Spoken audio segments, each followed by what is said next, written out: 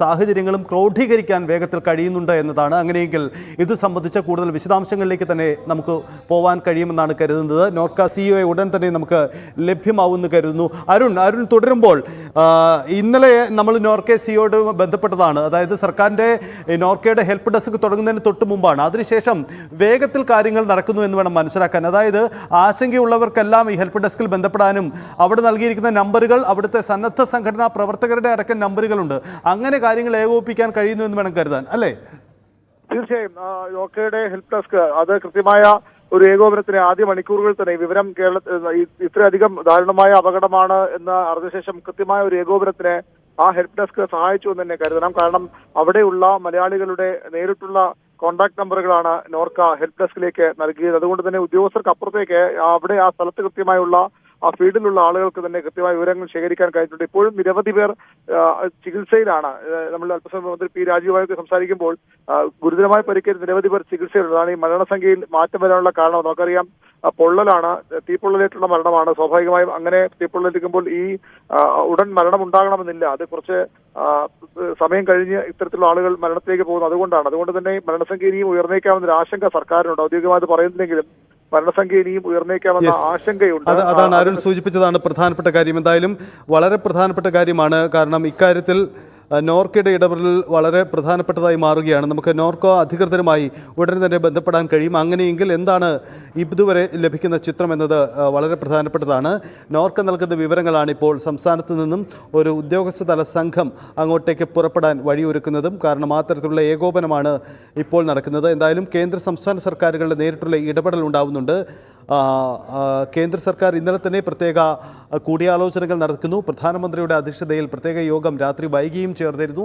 ആ യോഗത്തിനൊടുവിലാണ് പ്രത്യേക സംഘം ഇന്നലെ തന്നെ തിരിക്കാൻ തീരുമാനമുണ്ടാവുകയും KV സിംഗിൻ്റെ നേതൃത്വത്തിലുള്ള സംഘം അവിടേക്ക് തിരിക്കുകയും ചെയ്തത്. 19 മലയാളികൾ മരിച്ചു എന്ന ഞെട്ടിക്കുന്ന വിവരമാണ് കുവൈറ്റിൽ നിന്നും വരുന്നത്. മരണസംഖ്യ ഏറുന്നു എന്നതാണ് വളരെ പ്രധാനപ്പെട്ട കാര്യം.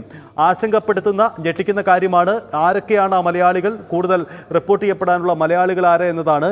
ഇന്നലെ ആശുപത്രികളിൽ നിന്നുള്ള വിവരങ്ങൾ പുറത്തു വരുമ്പോൾ തന്നെ മലയാളികൾക്ക് കൂടുതൽ കാഷ്വാലിറ്റി ഉണ്ട് എന്ന സൂചനകൾ ഉണ്ടായിരുന്നു.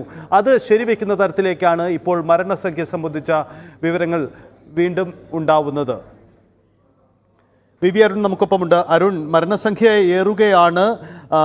പത്തനംതിട്ട ജില്ല ഒരു പ്രധാനപ്പെട്ട ദുരന്ത ഇടമായി മാറുകയാണ്. അവിടുത്തെ നിരവധി ആളുകളുണ്ട്. കോട്ടയത്തുണ്ട്, ഒപ്പം സംസ്ഥാനത്തിൻ്റെ മറ്റ് ജില്ലകളിലുമുണ്ട്. ഇത്തരം കാര്യങ്ങൾ വിവരശേഖരണത്തിന് വേണ്ടി സർക്കാർ, ഈ മന്ത്രിസഭാംഗങ്ങളും സർക്കാരിൻ്റെ സംവിധാനങ്ങളും അങ്ങനെയുള്ള ഒരു ഇടപെടൽ കൂടി ഉണ്ടാവുന്നുണ്ടോ? ജില്ലാതലത്തിലുള്ള വിവരശേഖരണത്തിനും മറ്റും സംവിധാനമുണ്ടോ അരുൺ?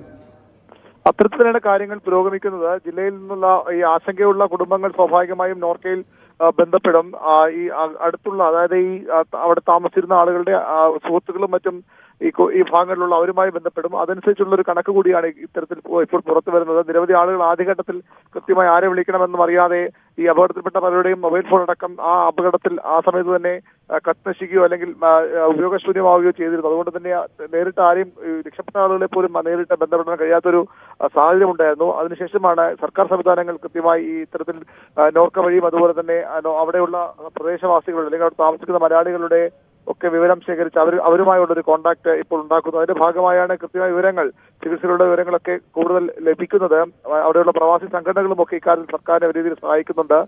ഇന്ത്യൻ എംബസിയും അതുപോലെ തന്നെ കേന്ദ്ര സർക്കാരിന്റെ വിദേശകാര്യ മന്ത്രാലയവും ഒക്കെ കൃത്യമായ ഇടപെടൽ ഈ വിഷയത്തിൽ നടത്തുന്നുണ്ട്. സംസ്ഥാന സർക്കാർ അവരുമായുള്ള ചർച്ചകളും അവിടെ നിന്ന് ലഭിക്കുന്ന വിവരങ്ങളും കൂടി ശേഖരിച്ചാണ് ഇത്തരം ഒരു കണക്കുകളിലേക്ക് ഇപ്പോൾ നീങ്ങുന്നത്. ഇനിയും നിരവധി പേർ ചികിത്സയിലുണ്ട്. കൃത്യമായ ഒരു കണക്ക് ഇതുവരെ എത്ര പേരെന്നൊരു കണക്ക് ആ രീതിയിൽ ലഭ്യമാക്കിയില്ലെങ്കിൽ പോലും നിരവധി പേർ ഇനിയും ചികിത്സയിലുണ്ട്. പലരുടെയും പരിക്ക് ഗുരുതരമാണ്. അത്ര അധികം പരിക്കില്ലാത്ത ആളുകളും ഒക്കെ ചികിത്സയിലുണ്ടെന്നാണ് നോർക്കയിൽ ലഭിക്കുന്ന സൂചനകൾ. കൃത്യമായ വിവരങ്ങൾ ഇതുമായി ബന്ധപ്പെട്ട് കൂടുതൽ ലഭ്യമാകുമെന്ന് തന്നെയാണ് പ്രതീക്ഷിക്കുന്നത്. നോർക്ക സിയെ ബന്ധപ്പെടാൻ നമ്മൾ അല്പസമയം മുമ്പ് നമ്മുടെ പ്രതി MG വിപിൻ അവിടെ ഉണ്ടായിരുന്നു. പക്ഷേ അദ്ദേഹം ഈ ഘട്ടത്തിൽ പ്രതികരിക്കുന്നില്ല എന്നാണ് അറിയിച്ചത്. അവിടെ നിന്ന് കൂടുതൽ ഒരു സ്വാഭാവികമായും വലിയ തിരക്കിൽ കൂടിയാണ് നോർക്ക ആസ്ഥാനം. അതുകൊണ്ടുകൂടി ആകാം ഒരുപക്ഷെ അദ്ദേഹം പ്രതികരിക്കാനൊക്കെ തയ്യാറാകാത്തത്. ഇന്നലെ രാത്രി മുഴുവൻ വലിയ കൃത്യമായ ഒരു പ്രവർത്തനം നോർക്കയിലും നടന്നിരുന്നു. അതിന്റെ ഭാഗമായി കൂടിയാണ് വിവരങ്ങൾ കുറച്ചുകൂടി വ്യക്തമായും ആളുകളുടെ ആശങ്ക അകത്തു തരത്തിലുമൊക്കെ കുടുംബാംഗങ്ങൾക്ക്, അവിടെ അപകടത്തിൽപ്പെടാത്ത ആളുകൾ അല്ലെങ്കിൽ ചെറിയ പരിക്കുള്ള ആളുകളൊക്കെ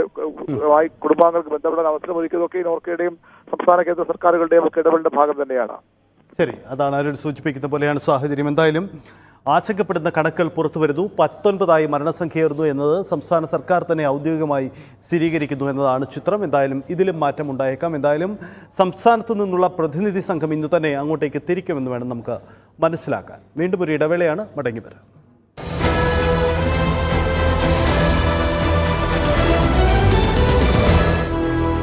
ജോലി ചെയ്യുന്നത് അടുത്ത ആഴ്ച നാട്ടിലേക്ക് വരാനിരിക്കുകയാണ് ഇത്തരം ഒരു അപകടം ഉണ്ടായത്. തിരുവല്ല തോമസ് ഉമ്മനും 2 മാസം മുമ്പ് നാട്ടിൽ വന്നിട്ട് പോയതാണ്. 6 വർഷമായി കുവൈറ്റ് ജോലി ചെയ്ത് വെക്കുകയാണ് തോമസ് ഉമ്മനും. അങ്ങനെ വിവിധ പത്തനംതിട്ടയുടെ വിവിധ